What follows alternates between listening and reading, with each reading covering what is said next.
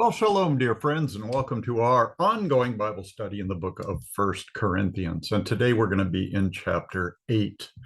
Up to this point, the Apostle Paul has addressed a number of issues that were going on in the church at Corinth and covered those pretty thoroughly. In chapter 8, the subject changes to another concern that the Corinthians had, and Paul will address that. So today the subject is food that people would normally eat, which had been sacrificed to idols. So when we get a little bit further into the PowerPoint introduction to 1 Corinthians chapter 8, we'll talk a little bit about, we'll talk a little bit about the kosher laws that were in effect under the Old Covenant and the law of Moses. We will also talk about the impact that the institution of the New Covenant had on those kosher laws. And of course, the kosher laws were not the only thing that was affected by the New Covenant. Lots of other subjects were the Sabbath day, and the list just goes on and on. These are matters that Jesus spoke of in the Sermon on the Mount and in many of his teachings thereafter. So we will talk about that today, the subject of dietary regulations under the Old Covenant and how that changed under the New Covenant. But that's not the main subject that we will be talking about. We will be talking about a situation that was encountered, particularly in Gentile territories, where there were temples dedicated to false gods, to pagan idols, and so forth. And those involved the sacrifices of animals in a similar way that the laws of the Old Covenant and the law of Moses involved animal sacrifices. And like the Old Covenant sacrifices, these pagan rituals involved the sacrificing of animals, but also consumption of the flesh of those animals, which after the worship services, after the sacrifices were made, that meat was often taken to butcher shops, to kind of grocery stores in the community, and was purchased for consumption in people's households. And so you can imagine that one of the thoughts that were on the minds, particularly of believers in Yeshua, one of the thoughts was, what if this meat that I'm buying has been sacrificed to an idol? If I consume it, am I participating in the worship of idols? And Paul is going to address that subject. That will be the main focus, not so much the kosher laws from the Old Covenant. But since the subject is food with respect to believers in Yeshua, what's appropriate and what isn't, I thought we would just kind of cover the whole subject.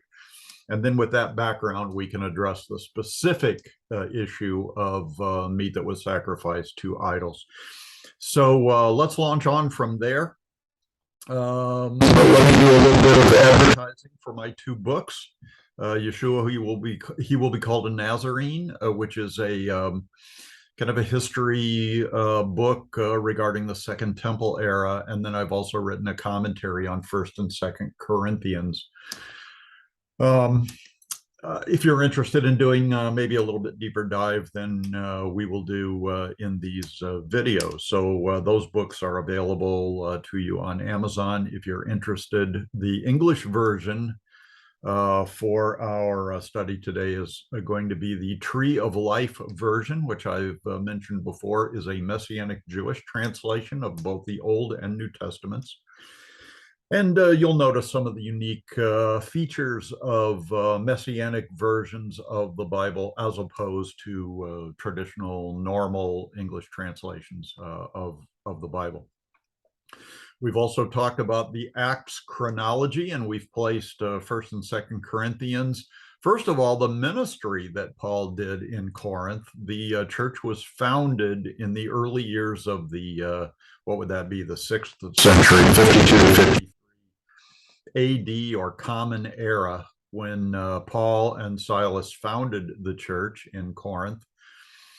And then during Paul's third missionary journey, he actually spent most of his time in Ephesus, but he did ministry long distance via some short visits and also some letter writing campaign while he was in Asia and they were in Europe. And it was during this third missionary journey that both 1st and 2nd Corinthians were written. We've got some maps rather of the 2nd and 3rd missionary journeys of Paul that we've looked at in some detail, and also kind of a chart that helps us to kind of understand and comprehend all the various visits that Paul made to Corinth and the numerous letters that he wrote there. Only 2 of those letters are included in the Bible, and those are the ones that we're most interested in.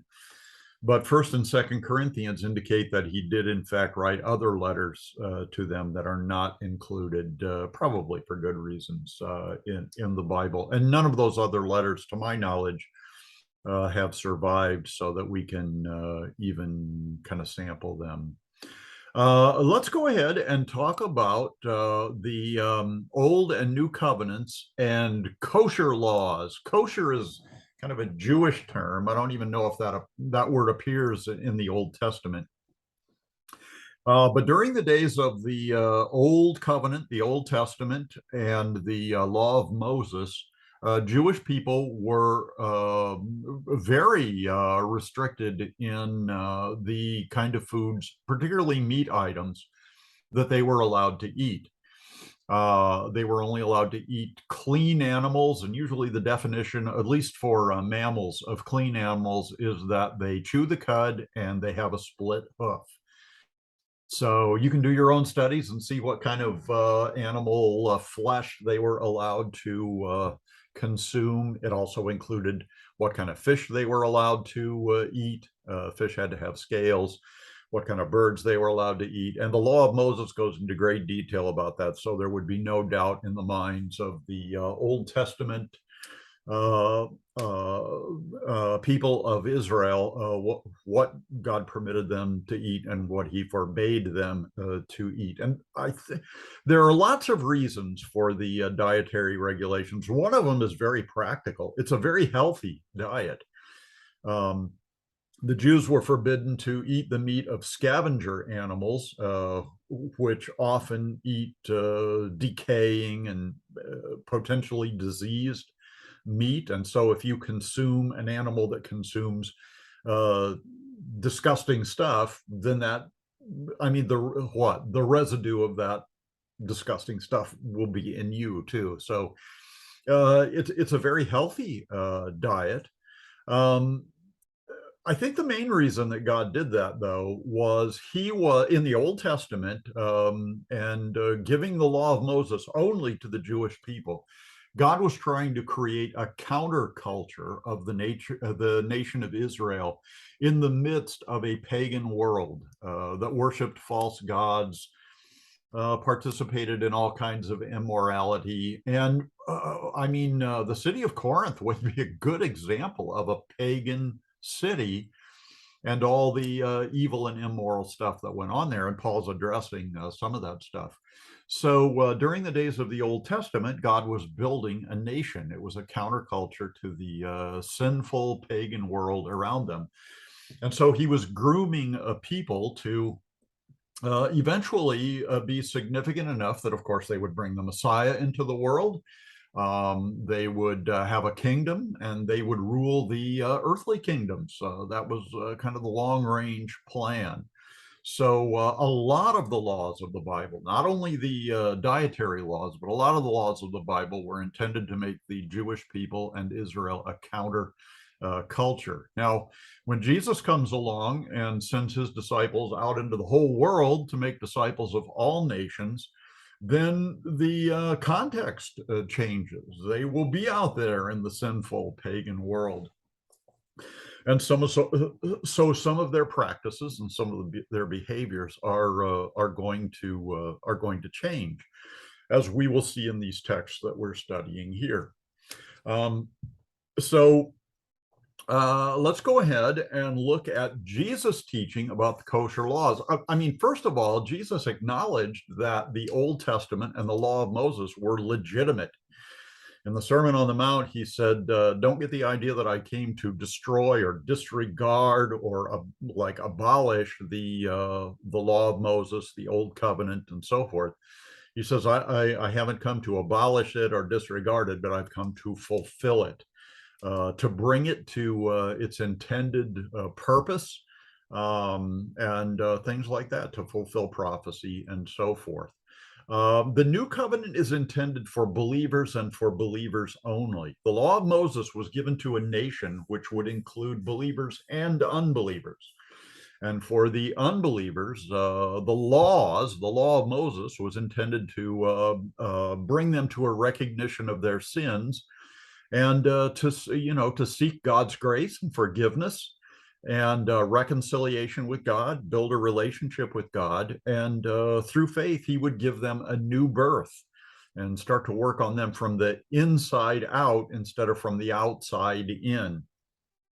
This is really kind of the gist of the Sermon on the Mount. Jesus talks about the laws from the Old Covenant and how they were external. And so God was working on his people from the outside in. Their sins had separated them from him. So God worked on them from the perspective that he had, being outside them and separated from them because of their sins. But when a person becomes a believer, they're given a new birth and the Holy Spirit comes to live in them. Actually, the Bible talks a lot about the Holy Spirit living inside believers, but it's all three persons of the Trinity that reside within the life experience of the believer, within the body of the believer. And that's through influence. I'm not talking about a local presence or a material presence. So the new covenant then is intended for believers, and it's much more internally oriented than the external laws of the Old Covenant. And in Mark chapter 7, we'll get a little hint of this. First of all, let me put this brief passage in context for you. At the beginning of Mark chapter 7, Jesus and his disciples are confronted by his religious enemies. I forget exactly who it is. It's probably the Pharisees, but the scribes and the Sadducees were also included in that group. And they were criticized and kind of put on a guilt trip because they were eating a meal, but they didn't wash their hands before the meal. Now, actually, the washing of hands before a meal is not a bad idea, but it's not taught in the Bible. That is what is known as a tradition of the elders. The Jewish rabbis talk about building a hedge around the law, so that Jewish people, they weren't satisfied with only eating clean and acceptable animal flesh, but they didn't want their hands to be dirty, which if there was dirt on their hands, they were afraid it would contaminate the meat, and it would be the same as eating unclean food. So Jesus teaches a lesson on the difference between the teachings of the Bible and the traditions of the elders. And then there's kind of a back and forth, but the point that Jesus wants to make here is that, yes, the kosher laws were external and they limited the kind of food that people could eat. But for believers, the concern is internal. And you think, well, okay, but food goes inside you, so that's important. Well, let's see what Jesus has to say about that. So he gives this teaching, and then he goes into a house with his disciples, and they asked him concerning this parable. So these guys were all Jewish, and they were accustomed to the kosher laws and the tradition, like the cleanliness traditions of of the Jewish religion, and so they were a little baffled by his teaching. So he said to them, "Are you thus without understanding also? Do you not perceive that whatever enters a man from outside cannot defile him?" Which runs absolutely contrary to the kosher laws. The kosher laws taught that if you eat unclean food, then it defiles you. It it enters into your body from outside you, but it defiles you. And Jesus is saying, for believers, that's not the case. So do you not perceive that whatever enters a man from outside cannot defile him? Because it does not enter his heart, but his stomach, and is eliminated, thus purifying all foods. Now, let me pause here for a minute, because Jesus makes a reference to two bodily organs. He refers to the heart and he refers to the stomach. Well, when he's talking about the stomach, he's talking about the literal place where your food that you consume goes and it's processed. And then he will talk about what happens to it after that. So he's talking about your literal stomach. But when he talks about your heart, he's not talking about the organ in your chest that pumps blood. He's talking about the realm of the human spirit, which is the rational part of us, the thinking part of us, the determinative place where we make decisions about right and wrong. It's on this level of the spirit, which is often referred to in the Bible as the heart, where the Holy Spirit communicates with us and provides us with guidance and direction and warnings and teachings and insights and all those wonderful things. It's often also referred to as the conscience. So it's the kind of a communications medium for God to communicate with the people that he loves so much. So Jesus says, food that you eat, verse 19, food that you eat does not enter the heart, which is the part of mankind that Jesus is most interested in, because he's talking to believers, but it goes into his stomach and is eliminated. And I forget what the Greek word for that is, but it has to do with defecation and urination. And then there's a little phrase here, thus purifying all foods, which some commentators believe is a commentary by Mark, because the same teaching appears in Matthew. It might be in Luke also, maybe even in John. But in the other places where this teaching appears, this phrase, thus purifying all foods, does not appear. The teaching appears, but not that phrase. So some scholars believe that Mark is commenting here, and he is teaching us, the readers of the Bible, that when Jesus teaches what he just taught, he is actually purifying all foods and kind of canceling the kosher regulations, the dietary regulations, for a number of reasons. First of all, he's talking to believers. And, since religion for a believer is an internal thing rather than an external thing, we talk about the heart rather than the stomach. But also, Jesus is preparing his disciples to be apostles and to go out into the world and make disciples of all nations. And so if you're going to do that effectively, you're going to have to go to communities where you will be interacting in a very close fashion with Gentiles, many of whom are going to be worshipers of pagan gods. And you're going to have to eat meals with them. And it's not going to be very persuasive or effective if you despise and spurn and reject the food that they place on the table before you. So, so things are changing here under the terms of the new covenant. Then he goes on to say, verse 20, what comes out of a man, that defiles a man. Now, he's not talking about elimination. So what is he talking about? For from within, out of the heart, which is the mind or the conscience of men, proceed evil thoughts, adulteries, fornications, murders, thefts, covetousness, wickedness, deceit, lewdness, an evil eye, blasphemy, pride, foolishness. So there's a long list of bad thoughts that don't get into you because of the food that you eat, the bad food choices that you eat, but because there are bad thoughts in your mind. And that is one of the things that Jesus is interested in doing for believers, is cleansing their thoughts, the thoughts of their hearts and so forth. So he's not so interested in what you eat, whether with dirty hands or clean hands. He's interested with the things that come out of the heart or the spirit of man.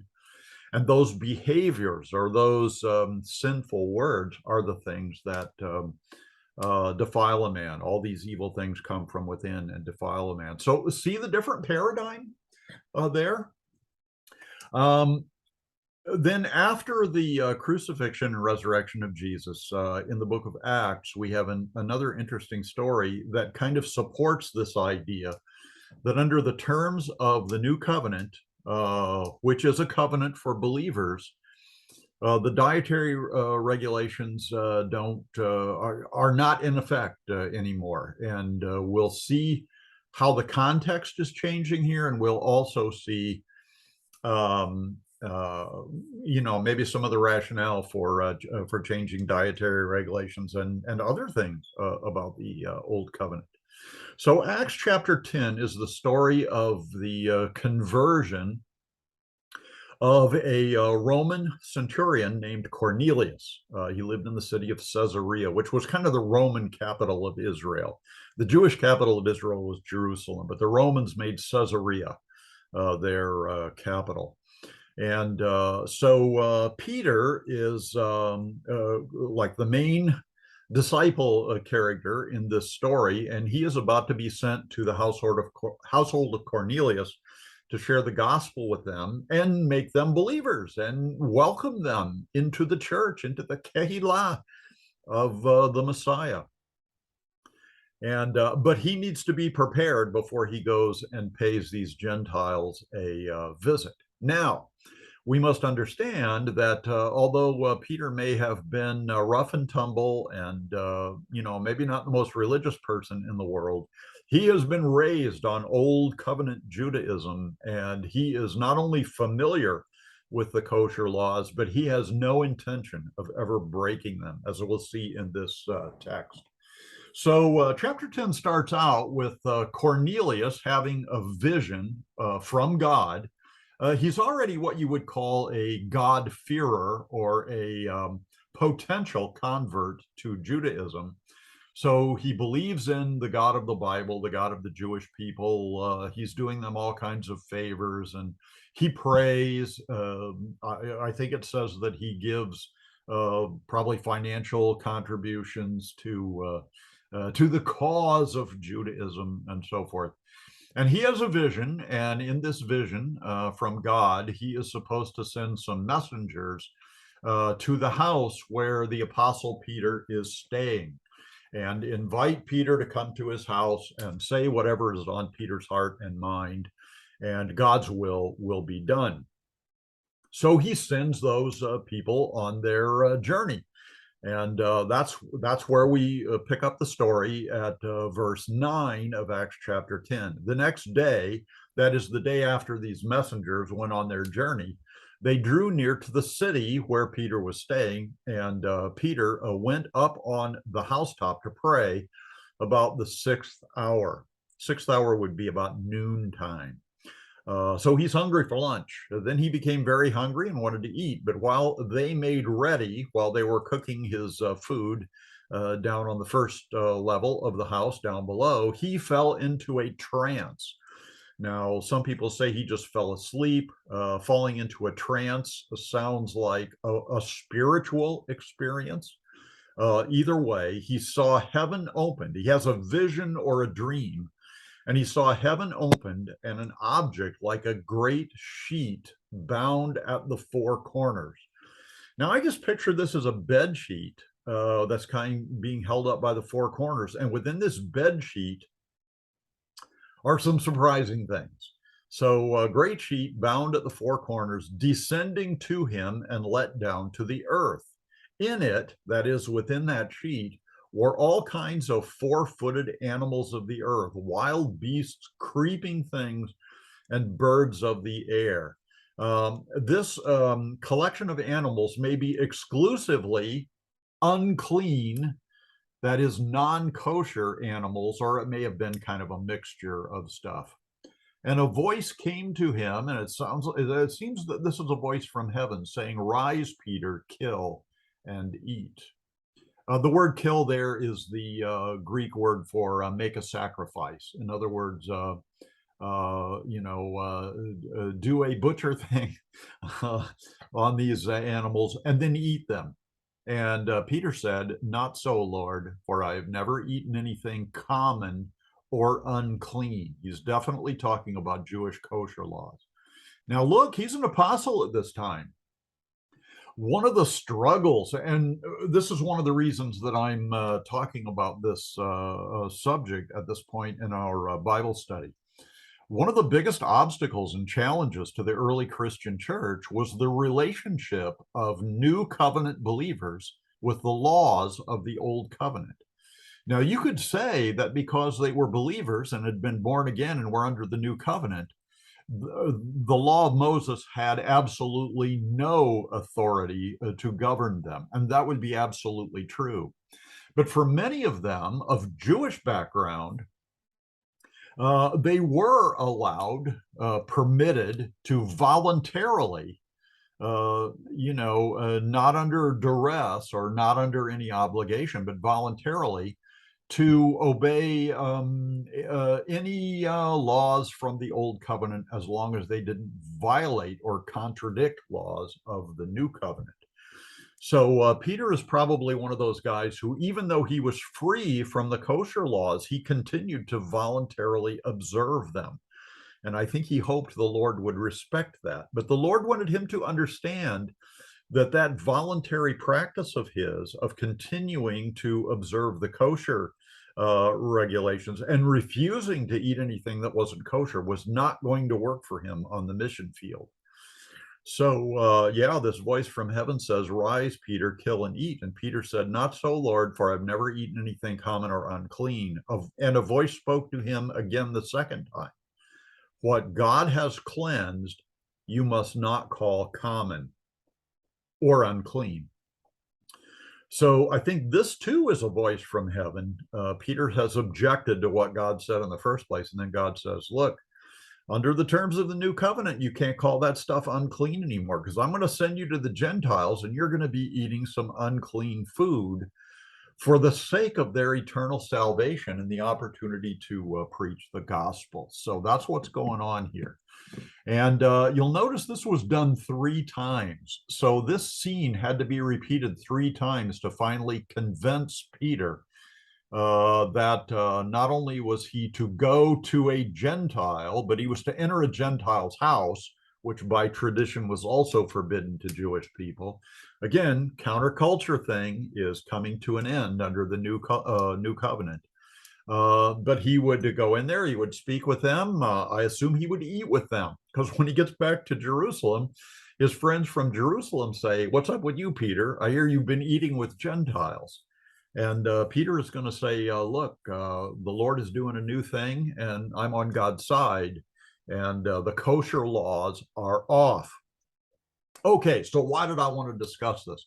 First of all, to put it into a context of the first century apostolic era, where the leading disciples and apostles were of Jewish background, and their whole world is changing, because a lot of the laws, the rules, the regulations, the cultural traditions that they had been raised on are changing, and they're going to have to change if these guys are going to be successful in their mission.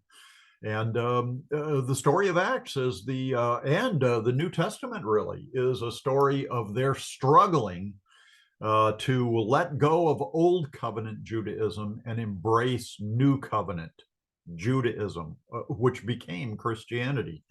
The book of Galatians is about this subject, and the book of Hebrews is about this subject. Galatians was written to a Gentile community who was struggling with this issue, and the book of Hebrews is written to Jewish believers who are also struggling with this. So there was a struggle about stuff you eat in the first century. Now, in the 2,000 years after that, food, dietary stuff has not been a great concern to the Christian church.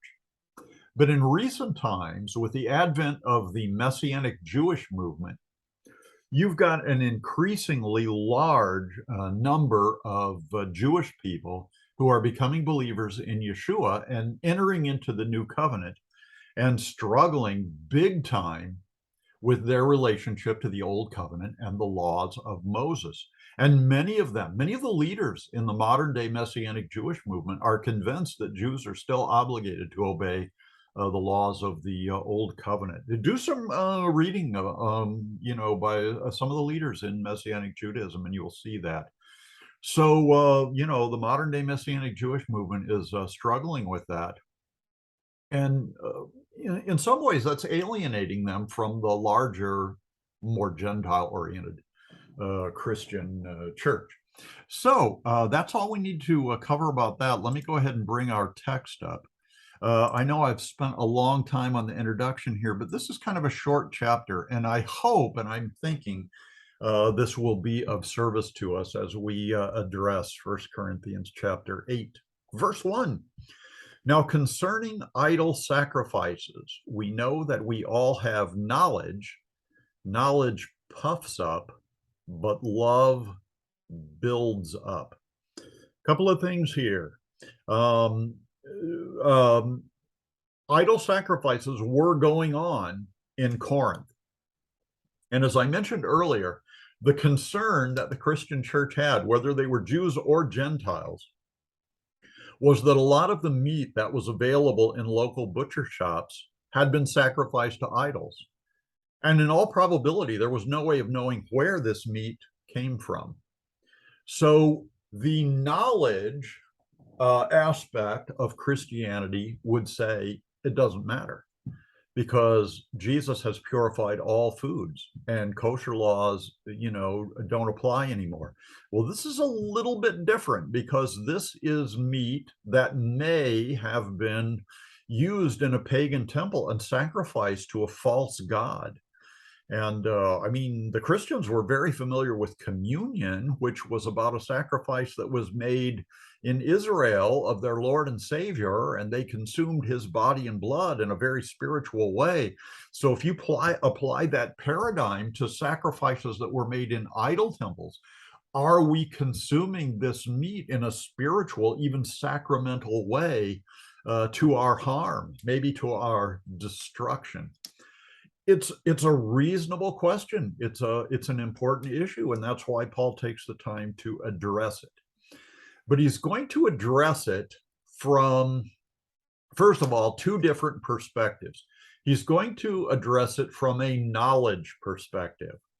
And knowledge would say to us, well, let's study the Bible and see what the Bible teaches about this subject. What does the Bible teach about idols? And what does the Bible teach about, consumption of food, dietary issues, even like this particular one? So we can get knowledge, and that knowledge should guide us. The other approach is to approach this subject out of love for God, love the Lord your God with all your heart, soul, mind, and strength, and love your neighbor as yourself. So treat your neighbor with love and respect, even if he comes to a different knowledge conclusion than you come to. And that's the paradigm that Paul is going to use to address this subject of concern about idol sacrifices and eating the meat that may have come from those idol sacrifices.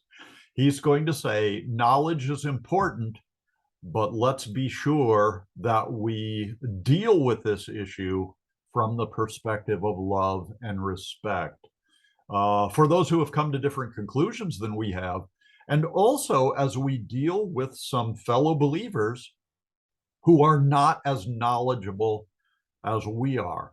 So one of the ways that knowledge can puff up is that if I know a Bible passage that is guiding my life that my fellow believer doesn't know, that can puff me up and make me feel superior and maybe even lead me to criticize that guy for the like religious practices that he has embraced. So we're going to address this from a perspective of knowledge and love.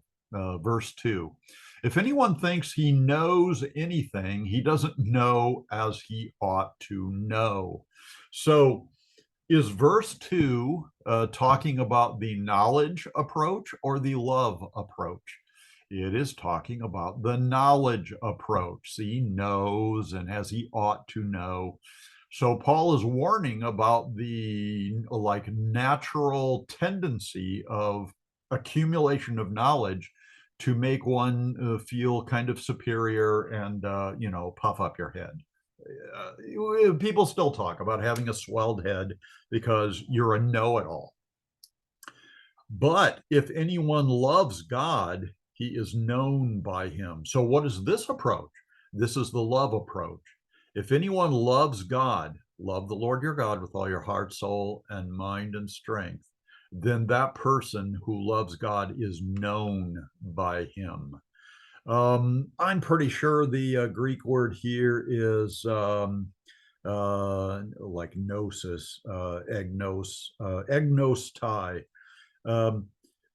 which in the Bible has a broad meaning. I mean, first, it's just a collection of data. It's information, some of which is trivial, some of it is profound.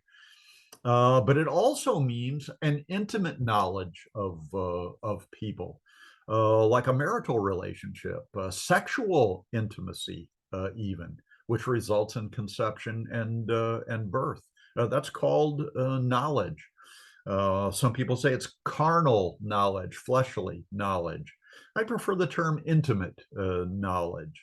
So that person is known intimately by God, and because of that relationship, knows God. So he's exalting the love approach to this. Verse 4, therefore, concerning the eating of idol sacrifices, we know, there's the word know. So what approach is Paul taking here? Knowledge. It's going to inform us about some important data. We know that an idol is nothing in the world and that there is no God but one. There are places in the Old Testament prophets where the Jewish prophets mocked the pagans because they made their gods out of wood and stone, and they had to carry them to their temples because their gods couldn't walk. Their gods couldn't talk to them. Their gods couldn't move. Their gods couldn't hear them, but these were the objects that were worshipped. And so to say an idol is nothing in the world is not to say that there aren't idols in the world, but there's no intelligent existence, within those idols. Now, there are demonic spirits that stand behind those objects of worship that are more than happy to provide, supernatural communications and work miracles and really impress people, with I guess the false reality of these idol gods. But the point that the knowledge point that the Bible wants us to have is that idols are not gods. They're not even entities.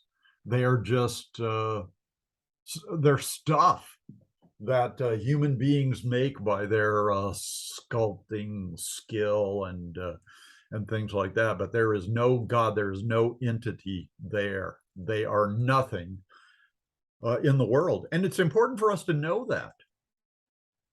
For even if there are so-called gods, and notice the word gods is spelled with a small g here, which is appropriate. So this is not the one true God that believers acknowledge as really having existence and can communicate and can work miracles and so forth. For even if there are so-called gods, whether in heaven or on earth, as indeed there are many gods with a small g and many lords with a small l. So Paul is saying, first of all, I want you to understand the Bible teaches that an idol is nothing. But I'm also acknowledging that people have these idols and they they apply significance to something that actually has no significance. Now, if an idol is nothing, then why would God be offended if people worship them? Because by worshiping them, people are not only deceived, but they think they are worshiping a God other than the one true God of the Bible. And so God is offended by that. I mean, I think it's the first commandment in the Ten Commandments that you shall have no other gods before me. Don't make images, don't bow down and worship them. Don't worship anything but me, the one true God. Verse 6, for yet for us there is one God, the Father, and this is a reference to the Trinity, the Father, Son, and Holy Spirit, from whom are all things, and we exist for him. Why did God make us? For his benefit and his blessing, and to carry out his plans for his creation, in which we play a very important role.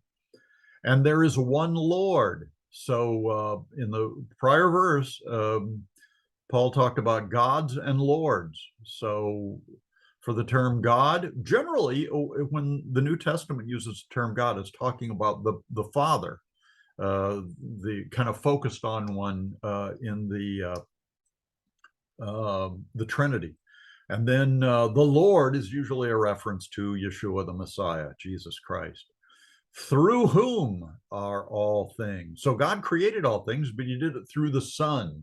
That's taught in John chapter 1 and various other places in the New Testament. And we exist through him. So we owe our very life experience to Jesus and to the Father. But that knowledge is not in everyone. Some, so accustomed to idols up until now, eat food as an idol sacrifice, and their conscience being weak is defiled. So let's talk about this particular situation. Paul is saying that the Bible teaches us, and God teaches us, the Holy Spirit who indwells us teaches us, that an idol is nothing. And it's on that basis that, you could just make the general approach to this. Don't worry about food. It just don't worry about food at all. Don't worry about kosher food. Don't worry about food that may have been sacrificed to idols. An idol is nothing. Don't worry about food. Eat whatever is available to you. That is knowledge that some believers have, but he says that knowledge is not in everyone. Everyone hasn't figured that out. Everyone hasn't. They may have read it in the Bible, but they haven't embraced it yet. They don't fully comprehend it, or they're struggling with it. Some being so accustomed to idols up until now. So like we said before, in the city of Corinth, most of the people who were members of that church had formerly been Gentile pagans and worshiped other gods or no gods. They may have been atheist, but they were introduced to the God of the Bible, the God of Judaism, the God of Israel, and believed in him and were born again. But look, their background is still influencing them. Not all of them. Some of them made the change immediately, but some of them were still struggling with this. They had been raised to believe that the idols they were worshiping were really an entity, and that by eating the meat that was sacrificed to those idols, to those so-called gods, they believed they were performing a sacramental thing. They believed the consumption of that meat was having a very real spiritual impact on them. It wasn't according to knowledge, but they were concerned that it might be.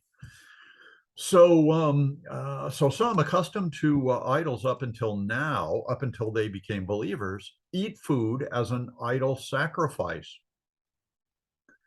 So they have been taught maybe that it's okay to eat this meat, and they probably don't know whether it was offered to idols or not, but it may have been. So their conscience bothers them. So if they eat it, like their friends in church are eating it, their conscience, being weak, is defiled. It doesn't say their knowledge is weak. It doesn't say they're uninformed, but their conscience is weak. This troubles them because they used to eat this meat as a sacrament, as a form of worship, which they believed was having a spiritual impact on them. And now they've been taught that what they were doing was nothing. I mean, they shouldn't have been worshiping false gods. They should have been worshiping the one true God all along. But the biblical teaching they are receiving is saying, don't worry about food, eat whatever is available to you. But their conscience is still bothered. Their conscience hasn't been fully persuaded in this.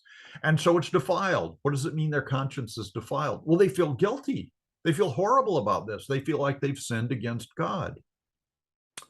Verse 8, but food will not bring us before God.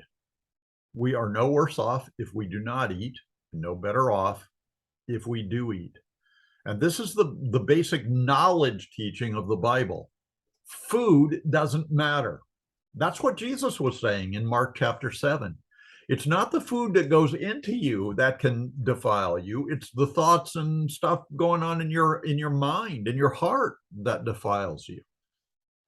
So the leaders in the church at Corinth who understand this want to work on the thoughts and attitudes of these Corinthians, but they're bogged down in this thing, about the food they're eating.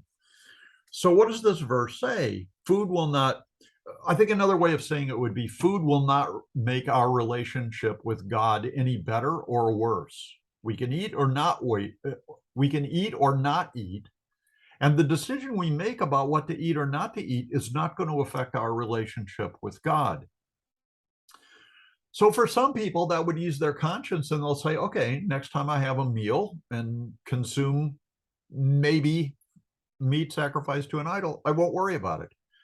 But some of them are going to continue to worry about it because of their background, just like Jewish people worried about eating non-kosher food, unclean food, even after they became believers. So when you become a believer, some things change immediately, and some things take some time to work out. Verse 9, but watch out that this freedom of yours does not somehow become a stumbling block to the weak. So far, up to verse 9, we've been talking about the knowledge approach to this, and that's a good foundation for making any kind of decisions about, what to eat or what not to eat, or any kind of a moral decision we make. But now we're starting to talk from the perspective of love. So watch out or be careful that this freedom of yours, the freedom that we have to not worry about food and eat anything that's available to us, that decision you've made and the way you practice it, particularly in public around your fellow believers, make sure that freedom of yours does not somehow become a stumbling block to the weak. And then he's going to give an example of how that could happen. Verse 10, for suppose someone sees you who have this knowledge, smart guy, knows the Bible, making decisions based on his knowledge and being a real scholar. Suppose that person sees you dining in an idol's temple. Boy, awkward. This is an awkward example that's given, case study that's given. So, okay, let's address this subject. Would it be okay for a Christian to go to an idol temple and eat food that's definitely sacrificed to idols and and sit down at the table with those guys. And the people that you're eating with think they're participating in a sacrament. Knowledge would tell us that the answer is yes, that would be okay. And this reminds me of a story I heard years ago. I should not know what Hooters restaurants are, or bars, or what eateries, but I do. And it's they are how shall I say this, sexually risque restaurants.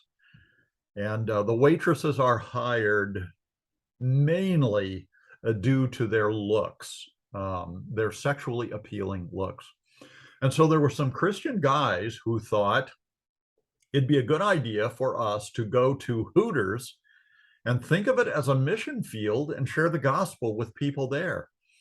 Okay, according to this principle, that's a good idea. That is a good idea, because that's where the sinners are going to be. That's where the guys who ogle these girls and commit spiritual adultery with them in their mind. So it's a good place to go and do that. Now, I think it's putting the Lord to the test. I'll tell you personally, I better never go to a Hooters restaurant for the rest of my life, because I would be tempted to have inappropriate, sexually immoral thoughts about those girls. And God forbid I would be, compelled to take it beyond just lust in the heart. So, but I mean, theologically, that's fine. Hooters is a good mission field, and those guys decided to go there. A lot of people in the church were offended by that, though. So they're kind of violating this thing of, violating weak consciences, assuming those guys who went to Hooters were the ones with a strong conscience. So anyway, suppose someone sees you who have this knowledge dining in an idol's temple, trying to share the gospel with the people that are there. Good deal. If his conscience is weak, the guy who sees you, won't he be emboldened to eat idol sacrifices? Yeah, he might be, because once again, he looks up to you, a scholar, person with all kinds of biblical knowledge, and I saw him in an idol temple. So I'm going to go there too. I'm going to do the same thing. But in doing so, he's violating his own conscience. He doesn't have it like securely and confidently in his heart and mind that it's okay to do that. So he goes to the idol temple, he eats food sacrificed to an idol, and his conscience condemns him. So what's the fallout of that? Verse 11, for the one who is weak is destroyed by your knowledge, the brother for whom Messiah died. This is touching. So the one who is weak is destroyed by your knowledge. Is he destroyed because he went to an idol temple and ate food sacrificed to idols? No, because we know that idols are nothing. There's no entity behind them other than the demons that are masquerading and deceiving others. So it's okay for them to do that. They are destroyed by their own conscience, who is telling them or warning them that what they're doing is sinful and immoral and idolatry. And so their own conscience is condemning them, when it probably really shouldn't, but it is. And, violating conscience is a bad thing to do. Even if your conscience is wrong, I mean, obey your conscience. And then we're reminded that this person who's destroyed by your knowledge and your boldness and, your kind of boasting about the kind of meat that you can eat, that is a brother for whom the Messiah died. And you're willing to harm him in this way. Verse 12, in this way, when you sin against the brothers and sisters and wound their conscience when it is weak, you sin against the Messiah. Why? Because you're not loving that guy or that gal like Jesus is loving them. So here's Paul's conclusion. Boy, Paul knows what the Bible teaches about this, and he knows what, by law he is allowed to do and not do. And he's teaching other people these same principles, and he's hoping to get them to a level of maturity where they will realize, hey, I don't have to worry about the food that I eat. Doesn't matter if it was sacrificed to an idol or not. An idol's nothing. So this is just meat that's available. And, maybe it's going to help me develop relationships with the people that I break bread with. So Paul says, for this reason, if food causes my brother to stumble, I will never eat meat again, so that I do not cause my brother to stumble. That's a big statement. Paul's not saying I'm never going to eat any food again. He says I'm never going to eat meat again, because meat is the object of this difference of opinion and this concern that was plaguing the Corinthian church. So Paul is saying here, the Bible teaches me, and my conscience is confident that I can eat any meat that's placed in front of me. It doesn't have to be kosher. It's okay if it was sacrificed to idols, since an idol is nothing. I can eat it legally. But when I think about and care about my brother for whom Christ died, Jesus gave his life for this guy so that he can be born again and have eternal life. If some behavior of mine or something I say, would cause him to violate his own conscience, I'll never eat meat again. I'm going to make a choice, a decision, a commitment, so that no one will ever be harmed by the choice that I make. Now, we could also say someone might see Paul not eating meat and thinking, well, it's the Apostle Paul. We shouldn't eat meat at all. That's not what Paul is teaching. That's not why he's made that decision. So he's made this decision, which he states in 1 Corinthians 8, verse 13, and he publishes it. I mean, here we are 2,000 years later, reading Paul's words and understanding why he made the decision that he made. I'll never eat meat again, so that I do not cause my brother to stumble. Now, did Paul make that decision? Did Paul become a vegetarian from this point on? Maybe he did, maybe he didn't. Notice the phraseology here. For this reason, if food causes my brother to stumble, I will never eat meat again, so that I do not cause my brother to stumble. So he's saying, I know that's a possibility. And if I come to the conclusion that my eating meat is causing my brothers to stumble, then I won't eat meat again. Maybe I'll swear off meat. Maybe I'll become a vegetarian and I'll never eat meat again. Maybe I just won't eat meat around the people that I'm convinced would be harmed by it, that their conscience would be violated if they see me doing it, or if they are persuaded to do it themselves. So we cannot take this verse and say Paul became a vegetarian from this point on. But he is making a commitment that if he comes to the conclusion that his diet is causing a brother to stumble, he's going to forego the freedom that he has to eat whatever the deal is, so that he won't cause his brother to stumble. Now, let me just conclude this thing. But I mean, this is verse 13 is a powerful. It's a powerful expression of love and concern and respect for a brother who may not agree with Paul and may not be at the level of spiritual maturity that he is. In the book of Galatians, I think it's in the book of Galatians, the Apostle Paul talks about a visit that a congregation in Antioch of Syria had by the Apostle Peter. Peter came to visit. And Peter had the Cornelius experience, so Peter knew that it was fine to eat Gentile food with the Gentiles in Antioch of Syria, and so he did that. And, he hung out with the Gentiles and loved them and enjoyed their fellowship and company. But then Paul tells us that a group from Jerusalem, who who were a little more Mosaic and a little more Old Covenant, and had not come to the point of maturity, I guess, that they were willing to eat any kind of meat at all.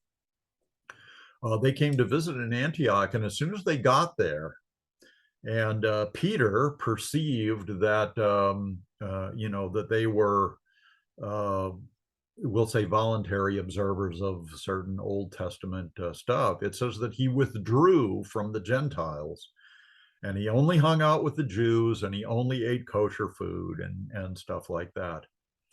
And Paul looked at Peter's behavior, and like that provided a context in which Paul was trying to do a work there in Antioch of Syria, that people would realize that the freedom and the liberty we have under the terms of the new covenant, and none of that law of Moses stuff should restrict us in that way, particularly if it's going to lead you to a behavior where you alienate former friends of yours, for the sake of religious observance, for better or for worse.